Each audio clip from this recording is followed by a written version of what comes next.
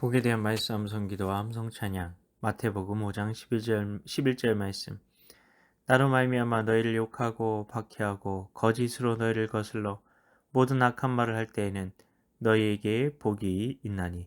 나로 말미암아 너희를 욕하고 박해하고 거짓으로 너희를 거슬러 모든 악한 말을 할 때에는 너희에게 복이 있나니. 말씀 기도입니다. 하나님 아버지, 우리를 박해하고 우리에게 악한 말을 할 때 우리에게 복이 있다고 말씀하시는데 그런 학대와 같은 괴롭힘을 당하는 것이 어떻게 복일 수 있습니까? 이 땅에서도 그런 일을 당하지 않도록 보호하셔야 하는 것 아닌가요? 우리를 향해서 함부로 말할 때 그들이 말을 할 수 없게 되거나 손으로 우리를 치려할 때 그 손이 마르게 하신다거나 구약에 나온 것처럼 하실 수 있잖아요.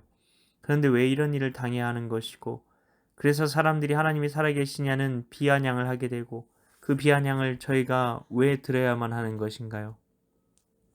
예수님께서는 왜 복이 있다고 말씀하시나요? 12절에서 하늘에서 너희의 상이 큼이라 말씀하십니다. 하늘에 아주 큰 상이 있다는 겁니다.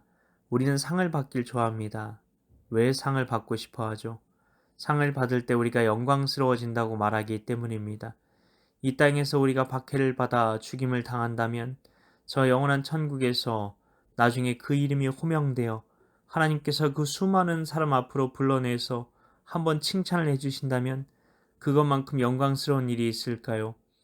이것이 이 땅의 그 어떤 현실보다 분명한 영적인 현실이라는 겁니다. 그러면 어떻게 살아야 하겠습니까? 그래서 바울은 마치 죽음이 목적인 듯 복음의 목숨을 건 겁니다. 바울의 꿈은 영광스럽게 죽는 것이었습니다. 그는 부활의 증인이었기 때문입니다. 예수님께서 다시 살아나신 것을 보았고 바울이 고린도전서 15장에서 부활에 대해 기록해 놓은 것처럼 바울은 예수님을 믿는 자신도 부활할 것을 믿었습니다. 그랬기 때문에 부활은 분명한 사실이었습니다. 그렇기 때문에 그는 영광스럽게 죽는 것이 목적이었던 겁니다. 하늘 상급을 바라보며 하늘의 영광을 바라보며 살았기 때문입니다. 오히려 우리는 덜 영광스럽게 죽는 것으로 인해 아쉬워해야 하지 않을까요?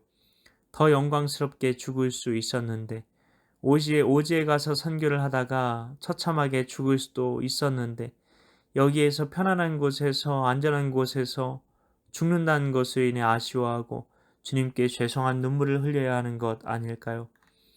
하늘 상급의 눈이 열린 사람은 더 영광스럽게 죽기 위해 달려가는 분들일 겁니다. 그런 분들이 바로 선교사님들이십니다. 이 시국에 선교지에서 얼마나 더 어려움을 겪고 있을까요?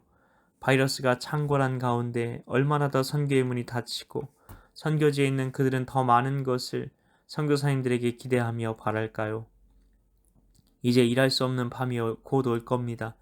요한복음 9장에도 찬송가에도 있습니다. 그때가 되면 예수님께서 예언하신 큰 환난의 때가 이제까지도 앞으로도 없을 그때가 올 것입니다. 그렇게 되면 피하는 것밖에 없다고 그날이 주일이 되지 않도록 기도하라고 말씀하셨습니다. 끝까지 예배를 사수하는 교회가 되어야 하고 예배는 주님 다시 오실 때까지 멈춰지면 안 된다는 주님의 말씀인 것이죠. 우리는 점점 더 교회에 어려움이 찾아오고 모이기를 패하는 것이 습관이 될 수밖에 없고 예배를 드리는 것이 손가락질을 받을 수밖에 없는 현실로 들어가고 있습니다.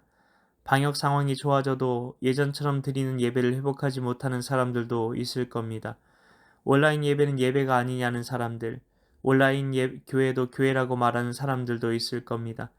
그러나 분명 성경은 말세에 모이기를 패하는 어떤 자들의 습관이 생길 것이라고 말합니다. 성경은 진리입니다. 시대와 환경이 바뀌어도 진리입니다.